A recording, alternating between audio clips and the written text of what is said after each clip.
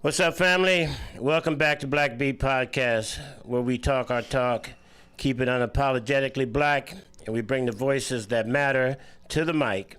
I'm your host, John Washington, and today we have a real one. Boy, I'll tell you, before we get into it, though, y'all hit the like and subscribe button, and a big shout out to our sponsors, the Oregon Health Authority, because when it comes to health, we're all connected. TriMet. Keeping Portland Moving, TriMet.org/careers, and CareOregon, making health work for all of us for the last 30 years. Now, today our guest needs no introduction. He's a legend, a leader, and a straight-up game changer, Mr. Tony Hopson Sr. As a founder and president of Self Enhancement, Inc., he's spent decades making sure young black folks get the opportunities they deserve. His work has earned him some serious recognition, including the Liberty Hope Award, the Oregon Ethics and Business Award, and now the 25 Kairos PDX Leadership Award, not to mention the Lifetime Achievement Award. Welcome to the show today, Mr. Hopson. How you doing, my brother? Oh, I'm good, John. I appreciate the opportunity to be on the show. Man, this is something that I'm really, brother. It warms my heart that you come on the show today, man, and to be a part of that, you know.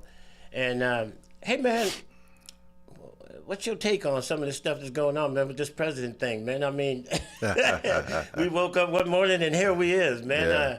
What's your take on where we at with that, man? What's your thoughts? Yeah, well, you know, I think, like you said, we woke up one morning, but we should have when we woke up, we should have saw it coming. You know, when you as old as I am, you know, you've been around for a while, so.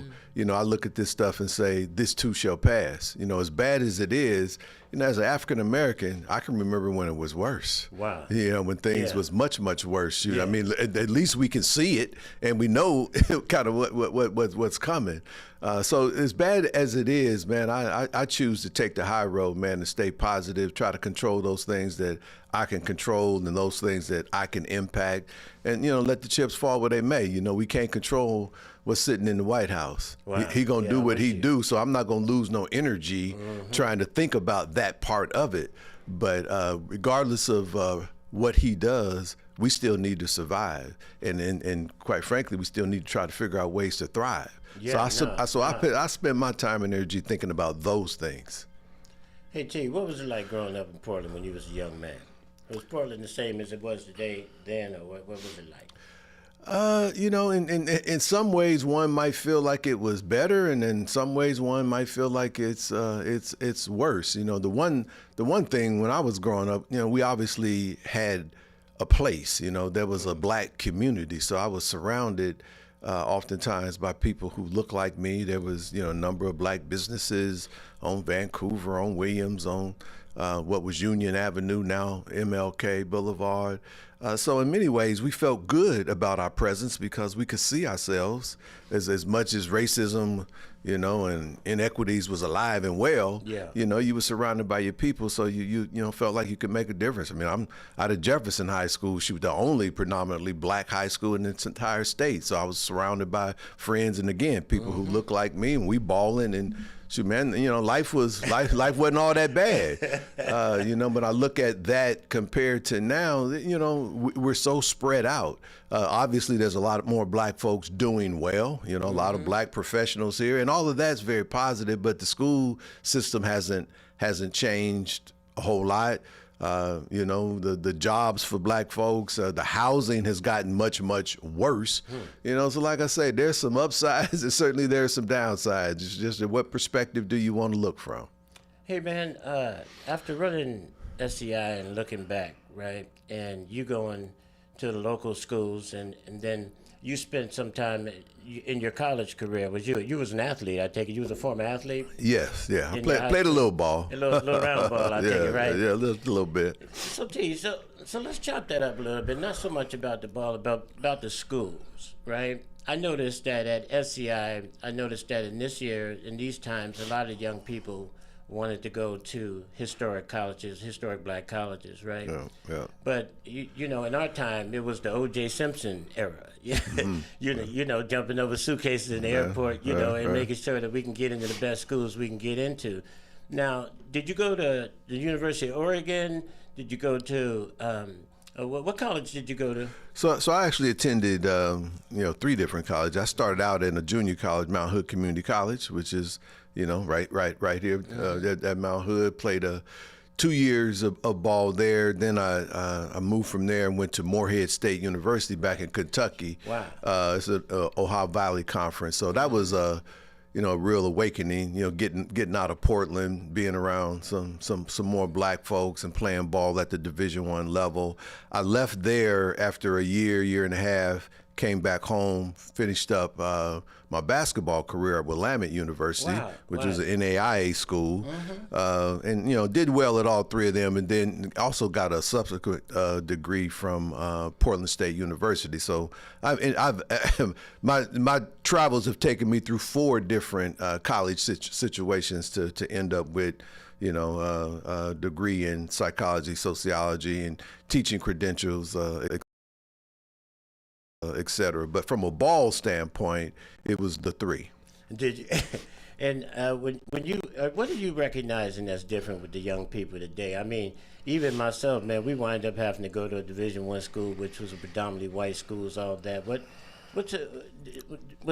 Did you notice over your career and your time, was there an upside to the shift from looking at historic Division I schools, looking at historic black colleges, young people wanting to go? What was that shift all about for you, and what did you see in that space? Yeah, I think as I looked at it, I think there's, depending on who you are as a kid, my perspective growing up, we was looking at it from an athletic standpoint. And as much as there's been some successful athletes come out of historical black colleges, the larger percentage of them are not. So you growing up, you trying to get into the major colleges to pursue athletics. So you trying to get to the Division I big schools. I think when I think about a lot of our kids who grow up in Portland, though, surrounded by white folks and don't understand the feeling of being the majority, a lot of them think about historical black colleges. So from a social context, from a cultural context, from a point of view of understanding who you are as an African American, I can see why HBCUs would be such a positive and attractive. And quite frankly, I often think about, if I could do it over again, knowing what I know now, would I have chosen an HBCU if I had the opportunity? Yeah, I think about that same thing myself. Because most of the family members, everybody else went to them, but I always thought that, hey, Division I was that. Yeah. And if you made it to Division I, then you was doing what you needed to be doing, yeah, right? Absolutely. But when you look back at your career, right, and as a young person coming through, and as you got through college and with ball and all that, what was that aha moment for you about the program, starting the program of SEI, and when you started your career and your pursuit for, arriving to the place you have today? Well, John, the one thing that I feel tremendously blessed about is that I've always known. I didn't have to search for, what my ministry was going to be. I mean, I think God was showing me stuff at a very early age. So I started thinking towards, how can I improve my community in high school? And actually, the first programs I was involved with was in high school. Me and Ray Leary started some stuff at Boyce Elementary School when we were high schoolers, and right after that, had that going on. It's just from the standpoint. But again, this because we're close to the same age. All the things that was happening around you, with all of the racism that was having, the overt racism that you turning on the TV and watching dogs bite at folks. You're looking at black folks being hung from trees. You remember that. So when you're seeing that kind of stuff, you can't run from that. You can't hide from that. So it's kind of like, are you going to be a part of the problem or be a part of the solution? So I grew up at a time where I'm always thinking about, so how am I going to improve the condition of the people that I love, that I see in and around me? So we started a program at the elementary school level. Then I did a program at Peninsula Park, and then I did programming at Jefferson High School. I was running Jefferson's gym when I was in high school. So I was surrounded by some folks who, I guess, saw something in me and gave me the opportunity to put some things together. And as I did that, my mind continued to expand in terms of what this could turn into. Now, I'm not going to never say that I envisioned SEI way back then, but I envisioned doing something that was going to impact the community that I lived in. And that looked like what? That in the beginning, those programs are younger, but once you got out of college and you started the after school, what was that aha moment that made you connect the ball in the community and all that as contribution and moving forward? Yeah, I still don't think that there was ever a aha moment. It was a progressive thing that just kind of grew a little bit by little bit, brick by brick. And it's important for me to say that because I run into a lot of young folks today that want to go from 0 to 1,000 overnight. And they don't understand that what we see at SEI, that's 43 years. And it didn't start out as this comprehensive program. It started out around the hoop and doing camps and trying to show young people that were like me, that was ballers, how to transfer some of those skills back to the classroom, because I was reading all the stories and seeing all the people who chased the NBA dream or the NFL dream, didn't get it. Now they back at home struggling. Yeah. I mean, turning to selling drugs or pimping back in the day, everything but. So I wanted to make sure that I was providing options and opportunities folks to see more than what they had been seeing prior to that. Wow, Tig, and you have no idea. I hear you, man. I concur. I remember doing urban studies when I was in school. We did a study city called Perth Amboy in Jersey, and one of my things was to go to Rahway State Prison to interview some of the people that had dropped out of high schools or whatever, but most of them that I found, it was about 70% of the inmates that I interviewed was former high school highlighted athletes. You know, and it's amazing how that skill can go either way. Either way. And so when you look back and you're saying, okay, you was there, and then it was, so what was the transition? How did it come from the basketball and the education and that whole idea of trying to introduce young people to other opportunities? How did the bridge come from there to SEI? Like oftentimes in our community, things happen out of tragedy. We see tragedy happening and, we try to do something about it. So the hoop stuff was happening, but unfortunately and fortunately, some of the individuals that were involved with the first drive-by shooting had been in our camp. Wow. We had 2-3 young men that had been in the camp. One of the individuals lived out in Columbia Villa, was a part of the Columbia Villa Crips. Yeah, we know about the Villa. Yeah, some of the other one was involved with the Deacon Street Bloods. They get in the car one day, ride by Columbia Villa basketball court, got automatic weapons, and they end up shooting Ray Winston in the head. Now, at this point, we're just doing camps, and I'm doing a little bit of a 2-week program out at Columbia Villa. Had just talked to Ray Winston about 2-3 weeks before his murder, about getting him to step out of the gang activity and work with us. And he told me no, and he told me no out of respect, because he knew the resources that his family needed, he had to stay involved in the drug game and the gangs. So he said no, and then 2 weeks later he was murdered. One of the guys that was in the car was a D1 player, had just come off of the state basketball championship at Grant High School. He played alongside of Terrell Brandon. Yeah. So he was going to be D1, but he happened to say yes to the car that day. So they in the car smoking weed and drinking Old English 800, and they drive by the court, and the rest is history. They all go to jail. Ray Winston is dead, first drive-by shooting. So now the city understands that we have a gang problem, and we get some resources to take what was then a summer camp program and move into the school district to provide some more comprehensive services. Wow. And then the building comes. You get the large building. Yeah. Tell me about that, man. What was that like? When you first arrived to that place. Yeah, man. In hindsight, looking at that beast. Yeah. Well, it was.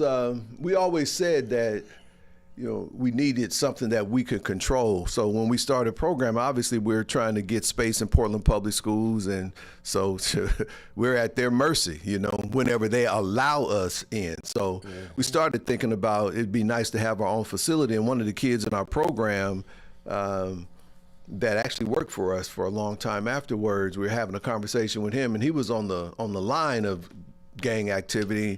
Was asking him, so what do we need to do differently? He said, well, where are you at after school? Where are you at in the evenings, on the weekends? And because we couldn't open because school wasn't open then. Yeah. So he said, well, we need our own facility. So we had the opportunity to get what was called a Goldschmidt Award back in the day when Neil Goldschmidt was governor or mayor or something at the time. And Linda Wright and U.S. Bank folks happened to be there as we got that honor. And she got interested and decided that she wanted to learn more about our program. So she came over, and actually Ray Leary was the first one that actually had this conversation with her about, she's wondering, so what could we do? That we need our own facility. Now, we said that not believing that they was going to do anything about it, but unbeknownst to us, U.S. Bank, and most folks these days don't understand, the U.S. Bank started here. Right. U.S. Bank his corporate offices was right here. Right. So they had the ability to do whatever they wanted to do. Now they've been bought out 2 or 3 times, still called U.S. Bank, but it's in Minneapolis. Yeah, they didn't got little strings. So in that conversation, long story short, they wanted to buy into it, so they dropped the first $1 million, and Ed Jensen led the capital campaign. He was the president of U.S. Bank, and before we know it, we in a major campaign to raise $10 million to build our own facility, and we were able to get that done with their help. Right on, man, because, it was, and I remember Quentin Strode later on when he came to put the second wave there. Quentin, he was something else, wasn't he?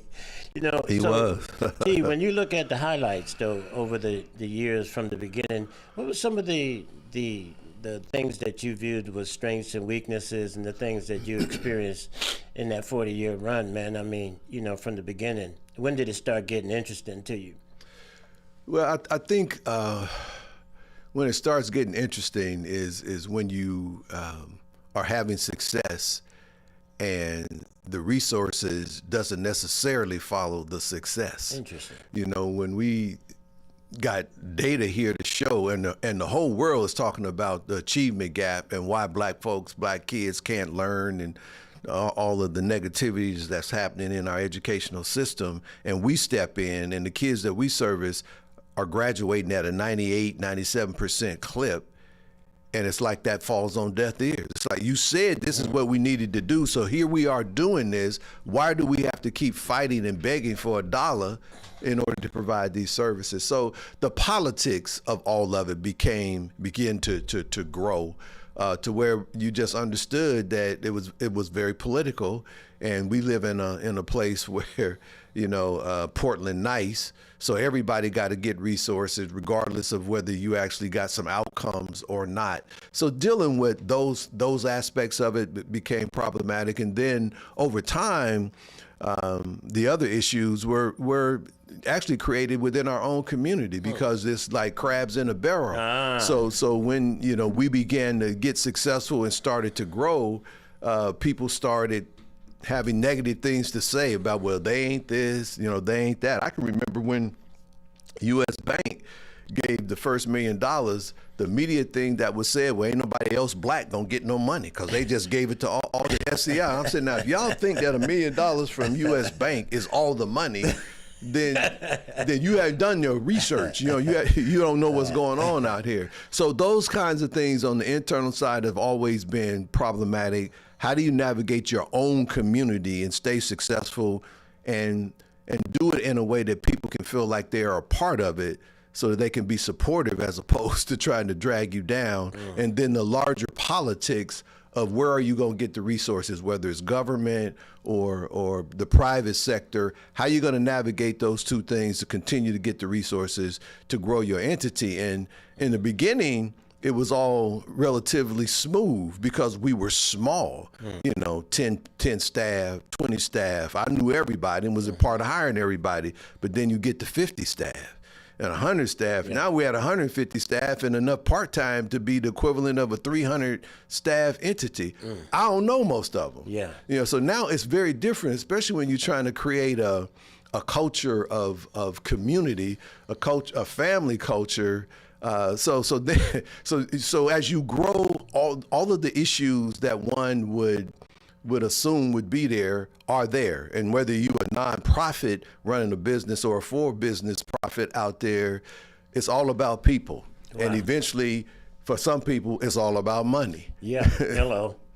Yeah. And T, did you over the years was Portland in the black community? Was it a collaborative effort back in the day when you was a young thing, or was it still always a fragmented community? Yeah, I personally think it was always fragmented. There was always certain groups of people that I think were leading and doing things for the right reasons, but there was always somebody else doing it for the money. Yeah. You know, you would have the conversation, then there was always that person that had the conversation after the conversation to try to talk to the people with the money so that they could get their piece of the pie.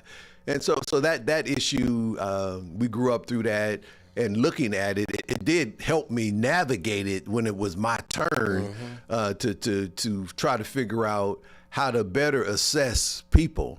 And, you know, I've always said, you will know them by their fruit. Yeah. You know, a lot of people talk it, but you start pulling back the covers and see, but what have they done? Yeah. They ain't done nothing, but they talking. Yeah. So I just started looking around for the folks that were actually doing things and was talking less but doing, and let their doing speak for them.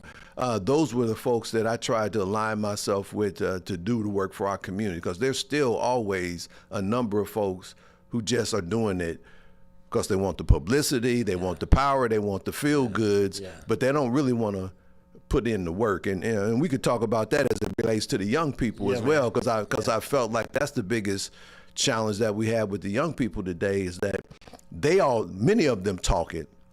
Some of them trying to do a little bit, but they don't have, in my opinion, the courage and the willing to sacrifice what's necessary for us really to move this thing. I think about George Floyd, and I think about all the things that happened there, and moment versus movement, and the fact that, you know, the DEI, and it's now they just taking it from, but they taking it from because we didn't stand up and keep the pressure on them. You know, we let them sleep. Yeah. You know, and you couldn't let them sleep. And back in the day, you know, when we were in the movement was every day, all day. It was all day. Yeah, 365, man. Yeah, you know, you just the noise had to be there to where they got so tired of the noise. Well, let's try to do something about this. And I just don't feel like the young folks understand the level of sacrifice that's necessary to keep this thing moving. Yeah, man. And you know, T, that brings me to a real interesting intersection, man. You know, when I was in Bangkok, man, there was a little something a little priest that I learned something from there, and there was 3 statements that he kept asking me, and just questions, and I'm going to ask you these 3, and just as a little break in between here, just to have a little fun, and that is that he would ask me to speak to him about life. Now, I'm going to ask you these 3 statements just like that. Speak to me about life, speak to me about death, speak to me about love, right? And I'd like your honest response. You don't have to give a whole lot of thinking behind it. Speak to me about life, Tony. Yeah, well, life for me it's just an interesting thing, because I don't think about it as much as I try to do it. And the one thing that, if I have any regrets in life about the concept of life, is that there's a lot of things that I don't remember. There's a lot of ups and wonderful things that I've been a part of that I didn't cherish the moment, because I was always looking towards that next thing. It was the pressure of keeping it all going. It's like, soon as that one wonderful thing happened, I was on to the next. So there's a lot. I mean, people come up and talk to me about certain things that have happened that I said, oh yeah, that did happen. Oh, that was fun. That was great. And I don't even remember it. It just was in and out. So when I think about life, I would say, I wish I had slowed down and treasured more moments in my life, because I've had some wonderful things occur in my life that I won't say I ever took them for granted, but I just felt like it was just another step towards keeping everything moving. Speak to me about love, Tony. Well, to me, love is the key to all of it.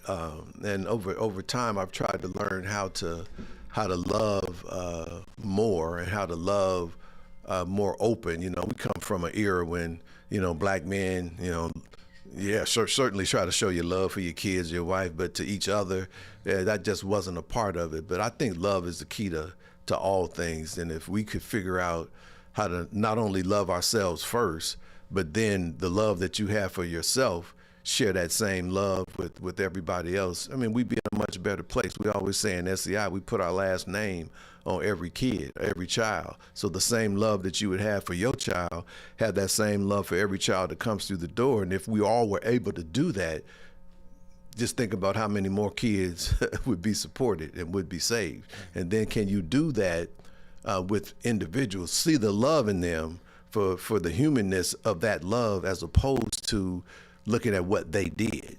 You know, people can do some things that you don't like. That doesn't mean that you can't love that human being internally.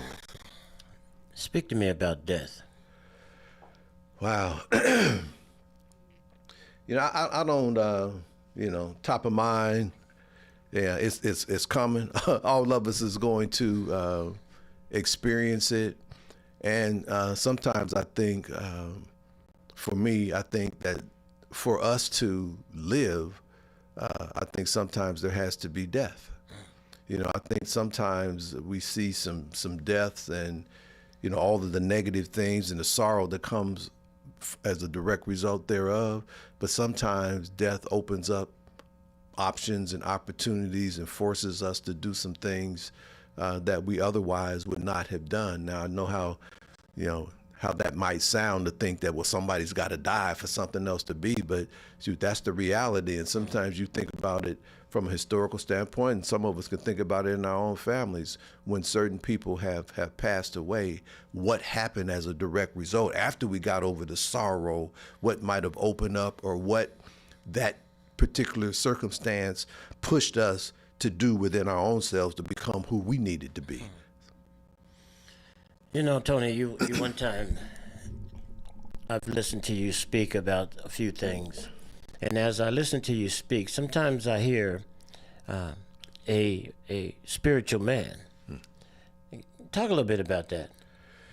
Yeah. And how that has maybe played a part in your life over the years. Yeah. In terms of your successes and, and struggles. Well, I definitely grew up in the church as a Baptist Christian, and I'm led by God. I believe that when I talked about having been blessed early to kind of know what my direction was going to be, that was totally a spiritual thing. When I was a sophomore in high school, I'll try to make this quick, but I came home from lunch one day, and you know, for lunch, and I normally wouldn't have done that. My father had come home earlier. He worked at night, always carried a gun with him. He lays it up on this cot in the dining room because he wanted to run out real quick. So I come home, I'm sitting at the table, reach my hand up there, and I feel something. I pick it up, it's a gun, but I think it's a play gun. The handle is broke and the whole nine, and I'm just playing with it because I know it can't be real, because why would a real gun be sitting up here in the cot? We got 5 kids in the house. And I had it up to my head, then I kind of turned it away, and I pulled the trigger, and I shot a hole through the wall. So I dropped the gun, and I'm just tripping because this is a real gun, and I had it up to my head and could have shot myself in the head. And I'm sitting there thinking like, damn, people would have thought that I committed suicide, and they would have been, who knew? Like, what was going on with him to do that? And it would have just been a bad accident. But when that happened, it was just another confirmation for me to know that God got something for me, because that day I could have left the planet and I didn't. So there's a reason for me to be here, and I need to recognize that and do all that I can to be the best Tony that I can be. Wow. So there was when I originally asked you in the beginning about this trigger, about this specialness, and you know, T, I've done a lot of these interviews over the years, and some of the interviewees that I did have had very similar experiences, man. Those ones that have gone on to do something, you know what I'm saying, versus talking, you know, what's the doers. Yeah. And, you know, so when you reflect back now that you're in the space that you are, Was there some divine principle that you felt that was governing your whole track throughout this time to where you are today, coming through SEI, coming through the community, making these contributions, these kinds of things in reflection? Yeah, I mean, I think the spiritual side of it was always there, and I always was surrounded by different people to help me stay on path. I mean, we're all human. Yeah. And by all means, I've certainly made mistakes and wish that there were some things I may have done differently, but my spirituality kept me on the straight and narrow. And I think the key to it, in my opinion, is discipline. I mean, I grew up with some great individuals, most of which, if not all, a whole lot smarter than me. And the only thing I think that was different for me was my discipline, my ability to try to stay on this line, taking me from point A to point B. And, you know, when you're on that line, all of us fall off the line and find ourselves in the wilderness. It's just a matter of how long are you going to be in the wilderness? How quickly can you get back to the line? And I just felt like, in my case, I was able to get back to the line quicker than some other folks that I was around. They stayed out there too long. Yeah. And, you know, when you get out there, man, sometimes you stay too long. You just can't find your way back. Yeah. You know, you get but, that darkness. Yeah, but the spirituality around always believing that putting God first and knowing that he had a plan for me, and my plan, my ministry was this work. It always brought me back to the line. And, you know, and I had a lot of other things. I mean, we talked about the basketball stuff earlier. I mean, winning the state championship in 1972, you know, with all black team. Where the line was. Yeah, it showed me where the line was, and it showed me what was necessary in order to be a champion. Yeah. You know, so I kept that in my mind. All the things that we went through, all the diversity that we went through, you know, all of that shaped my thinking on, so this is what's necessary, and this is the level of discipline necessary to be a champion. So how do you then transfer that into your daily life? Yeah, boy, you just made the hair stand up on my back. I was telling you we had some things in common, boy. But as I listen to you talk, but I can say, I look over there, boy, that boy there look familiar to me. You know, so hey, so let's bring it a little bit forward though, man. So you received these awards, man, and when you receive these kinds of awards, I mean, of course, you're a trophy chaser. You know, you started out that way, I guess. Yeah. But what's your thoughts about all those types of things? You know, tell me, man. Yeah, well, you know, I think sometimes they say a man gets no honor in his own town, or own home, or something like that is in the word. And you know, nice guys finish last. You know, all that stuff. You grew up hearing all of that stuff, man, and. You know, sometimes I don't know what to do with that. I've never been one that have chased the awards, really. You know, I've always felt like this is God's work, so I'm just doing what I'm supposed to do. So I feel like I'm fairly humble when it comes to things like that. I'm not trying to be in the limelight, and certainly as I finish up a 43-year career running something, it is very nice to be recognized, and folks to recognize what has been done and want to say thank you for the work that we put in. And I think I have a much greater respect for it right now at this point in my career, because I look around and I've traveled the country. There's what we've been able to accomplish in SEI. You won't find that in most cities in America. I mean, you know, from the standpoint of having our own facility that we built from the ground up, that we control, and to be touching some 17,000 individuals every year with impactful services with people that look like me. Man, there's a lot to be said for that, to be able to turn my alma mater, Jefferson High School, and help them move from a 54% graduation rate to a 95% graduation rate, and to see all of the alumni that we have all across America doing all kinds of things on all kinds of levels, and know that a lot of that we impacted, that we had something to do with that.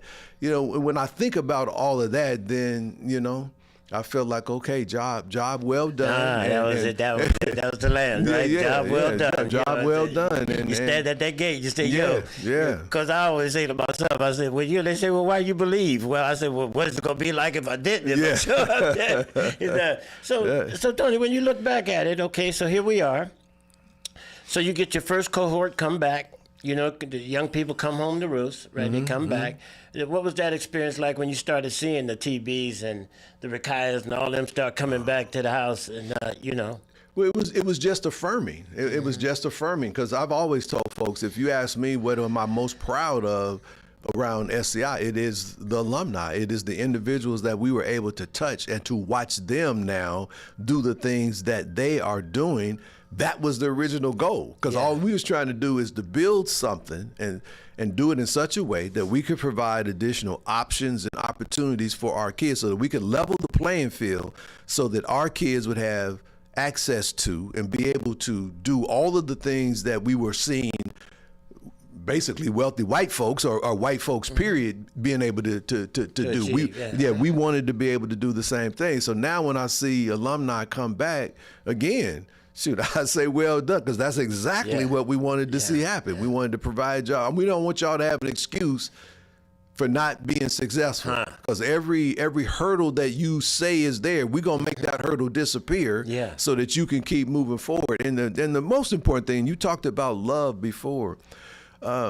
When you fall down, is there somebody to love you enough to help you get up and dust you off, tell you that I love you, and to move you in the right direction? To me, that basic concept is one of the most important things, period. Because the difference between making it and not making it is, do you have somebody to help you get up? Because every single person, child and adult, falls down. Everybody don't have the ability to get up, or somebody in their corner to help them get up. Yeah, that's okay. Your father. Talk to me about that today. My father? Your father. Yeah, you as a father. Well, you can talk about your daddy, but I want to talk about you as a father. As a father myself. Well,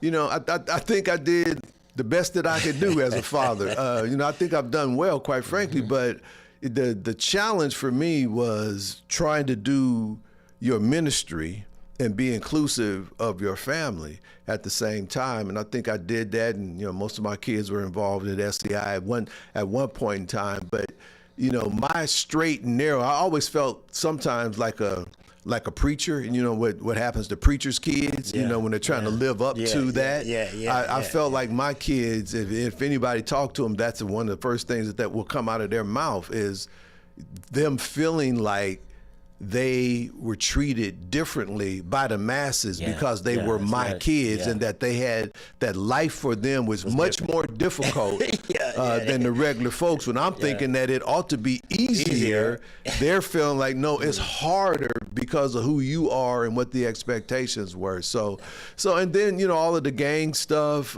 community stuff, you know, we couldn't escape that just because I'm running SEI. So my kids was in the middle of that, and you know, they claiming and shoot, they packing, you know, all of those things that was happening to all the other kids. My kids went through all of that. So it was always challenging, and still challenging to this day from a family standpoint to manage that, to navigate it in a way that they feel loved and cherished and taken care of and supported alongside of this thing called SEI, which is so much larger than life. How's the well, Tony? Is the well? You still go to God to replenish the well? Every day, man. Every day. You know, and looking for ways to do even more of that. Been supporting, you know, a small church, a house of healing, and have two of my alumni that are running that, and they are individuals that used to be a part of Highland with Reverend Hardy. So I've watched them start this church and to bring young people in. And again, it's always, to me, it's about young people and providing support for our future. So from a spiritual standpoint, you know, me and my wife have kind of weighed in over there and providing some resources to help grow them. But spiritually, you know, whether I'm going to church or not, I mean, I wake up with that, you know, and I go to bed with that. I mean, that is who I am, and I'm gonna always be that. And you know, I'm not ashamed to talk about the God that I serve and the miracles that have happened in my life over and over again that I know only through the grace of God. He said set it up that way, didn't Yeah, he? he definitely did, man. To show us out. You know, Tony, man, this is always an honor, man, to spend a little bit of time with you. You know, but hey, when you look back at it all, in this moment, as you reflect back on what we've talked about now, give us a little bit of insight, not just necessarily where you're going, but what you see happening today as you have arrived to this point in your life where you've accomplished the things that you accomplished, and here we are today. And we started this conversation in the beginning. What is your take on our young people? What is the recommendations, suggestions, insights, these types of things you have today, and looking at back in the 40 years and coming to where we are today? What you got to give to them youngsters out there, man? Well, I think being true to self and being willing to be different. You know, the peer pressure is just alive and well, and, you know, the social media stuff that we see with kids, and, you know, I can't even say I understand it fully, but I know a lot of it is very negative. So I would just encourage young people to look in the mirror and try to get comfortable with that picture that they see, and be the best you that you can be, and try to find other folks who feel the same way or acting the same way that you are, so that you can have a support group. You know, none of us can do this thing by ourselves, and I understand the peer pressure that's going on out there, but, you know, we try to provide every opportunity that we can to help kids find their gift. And I'm here to tell you, every child, every individual has a special gift. God has given all of us that gift. The question is, can you find yours, get comfortable with that, and then pursue it in a way that you can then be happy? And it's not an easy thing, man. It is a thing that you have to put work into every single day. But the spirituality that I have is what keeps me going on the bad days. Yeah. Because you got to know that the sun is going to always shine again, and the light will always overcome darkness. But when you in the darkness, do you have a support system? Do you have something that you can lean on that help get you through that darkness that to the light shine? Right? Yeah. You know. Yeah. And the only other thing I'll say about this stuff with, because we haven't talked about, you know, 1803 and the, you know, $400 million gift that Phil Knight, Phil Knight provided. So all of that, and coming out of that, what I'm hoping is that there can be additional options and opportunities provided for our people based on those resources. When I decided and made the ask of Phil Knight for those resources, there was a moment when I felt like I'm going to ask for these dollars for Self Enhancement Inc. and Albina Head Start, because it was just me and Ronnie involved, had the relationship and make that ask. I decided to expand that thought because I'm thinking about my entire Black community. Yeah. So it needs to be bigger. Now I'm hoping that in that the right things happen through those resources, so folks can seriously take advantage of, and that it will be impactful. 'Cause I got this thing to always talk about, making a difference versus making the difference. And there's a lot of making a difference all around us.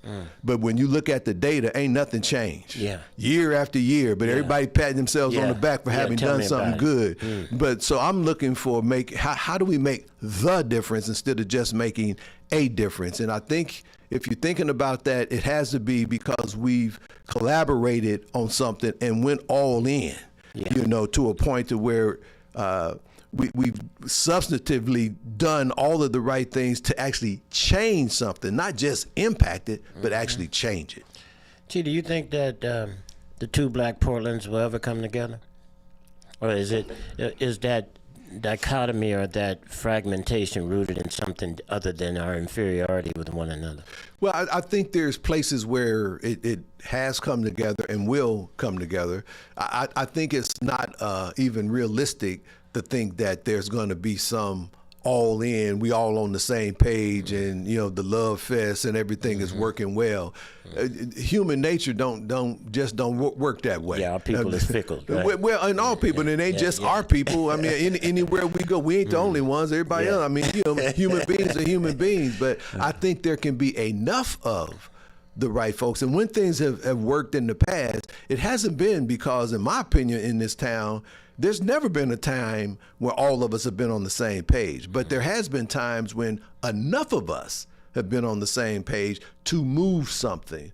And I mean, and nothing gets moved without the sacrifice of, sometimes you gotta call some people out their name and use a few cuss words and stomp on a few desks just to get people's attention. And there's a lot of folks that just don't believe that that's the way to get anything done. And I would say, well, look in our history and tell me when did we get something done when we wasn't doing that? But Tony, you've been about the work, and your impact is undeniable. SEI is a blueprint, and the legacy you've built is real. For the folks who want to support and get involved, where could they find SEI? Well, they can certainly, hop on the website, selfenhancementinc.org, give us a call and ask questions. I think when I think about help right now, as an agency, the resources are always good. But one of the things that we're in the process of making happen right now is moving our center into an African American cultural center that will be open to everybody. Historically, to participate in SEI, you need to be in our schools or be a client.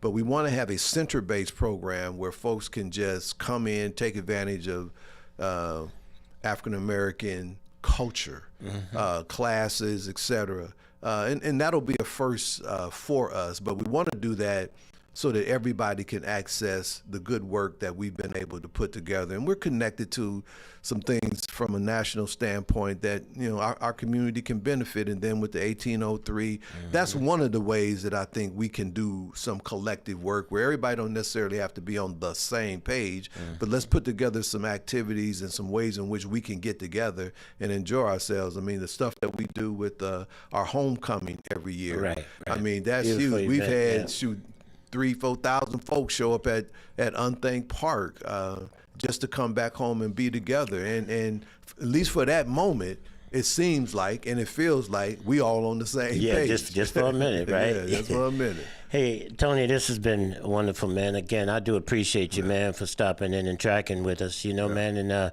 we want to celebrate you. And that's what this interview was all about, my brother. And, hey, man, much respect to you. Keep on. Hey, but before I exit out of here, man, hey, what's next for Tony? We just mentioned a couple of times the 1803 stuff. So there's some things that are happening out of that with some of those resources that SEI will be able to take advantage of on the education front.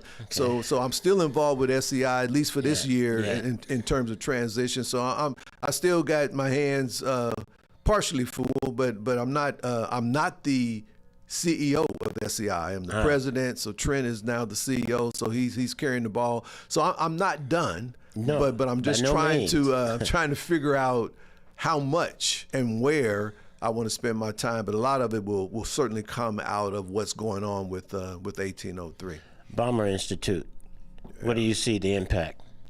I stay encouraged with the Bomer Institute and University of Oregon and what they're doing around mental health, because that is an area for us as Black folks that seemingly it's almost foreign. Like we don't want to be involved with that. We don't want to touch that. But white coat phobia. We know a lot of our children and families need the support. So I'm encouraged by what I've heard. Want to stay involved, and hopefully that can turn into something that can be extremely beneficial. From a mental health standpoint, a support system. I know for SEI, we don't do mental health, so just the fact that they're doing that and trying to identify more individuals that can learn the skills and come back certified and in a way that they can actually culturally provide what our children and families need, I think it's a beautiful thing. So I'm hopeful. Hey, y'all, this was Black Beat. This was an exciting episode of Black Beat Podcast where we bring it to you live. Hey, y'all, Tony Hopson, we appreciate you, my brother. All right, appreciate you too, John. Yes, Thanks, sir. Phil. Take care. Yep.